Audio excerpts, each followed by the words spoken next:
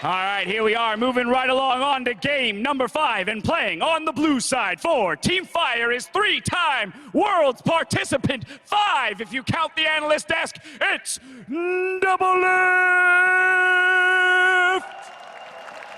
I like it.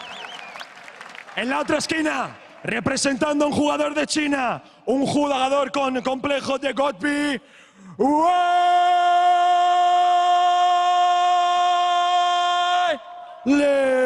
Risk it in the first game he's playing. Yeah, also a melee matchup that is very mana gated is going to be hard to play. Oh. New Twitch could be very interesting for one. We at least see a heal. Doublelift makes it into the bush first. It gets That's really good. a few hits up, but again, we1less can Yeah, recall. he can base, but having control of second brush is important. And Twitch poison. the poison actually making it harder for we1less to recall. So by the time he's back in base now, minions should be ready to spawn and might cost him just a little bit in the end, because there's the minions. It at doesn't matter that 45. he's in time for experience. It matters that he loses right to first engagement on a wave, which means Doublelift will have the push going, and that is very needed for Twitch. Yeah. If you push in an 80 carry like Twitch, he's going to suffer. And one of the big things, especially when one guy is slightly behind on how fast they make it to the middle, is if you can make it into the second brush, like the enemy's brush, it's so easy for you to like weave in and get like again that green fire gives extra auto attack on them, making it much harder for them. Chain first from we1less does deal a lot of damage if you get the second proc. It works if you're behind, because you know this 80 carry is going to kind of start walk up on you, like right there. But Doublelift still had to push. Notice how he did. Once he's 1 minion ahead, he knows he can actually go for little trades in between as well.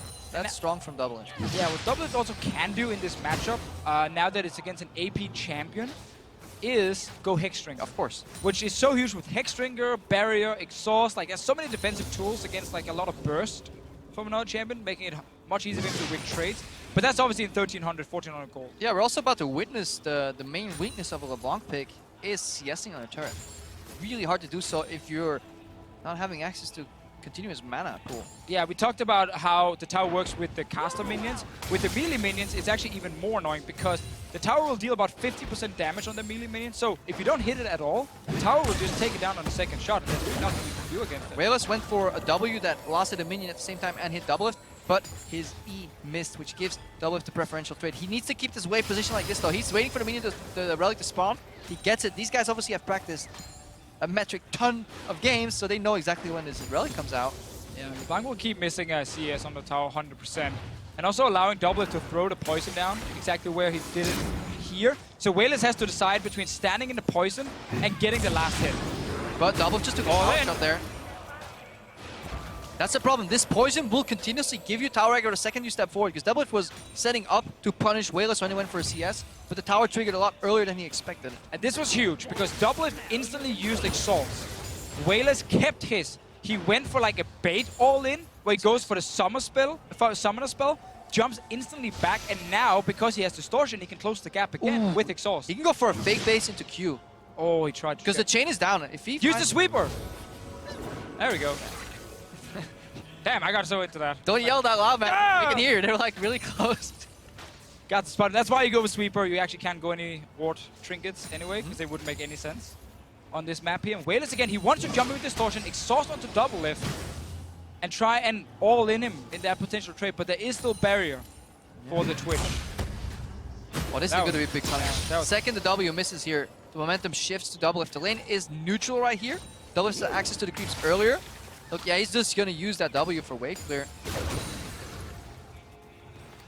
Doublelift taking control again on the matchup.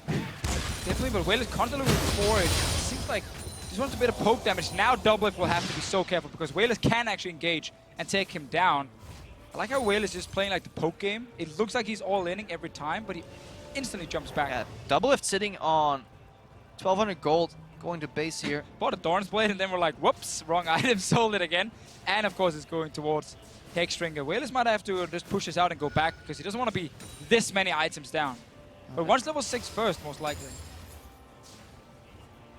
Reset the wave as well, but look at how annoying it is for LeBlanc. She never wants to use spells on the waves. Yeah, and she's actually too far away from level 6 to get it before Doublelift is back in this lane here. So he's not really losing out on anything, and he is going to get quite an advantage on CS. Yeah, he could actually just freeze here too, to deny a couple of creeps, but again, this is not in the matchup where it goes to 100 CS. If this was a 100 CS matchup, a freeze would deny about 4 creeps by the time we1less is back.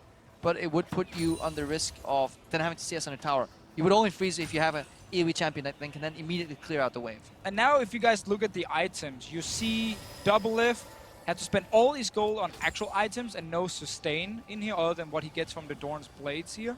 Where We1less actually managed to get some sustain with the potion, and that can be very important when he's jumping in and poking and then jumping back and trying to out-sustain a little bit.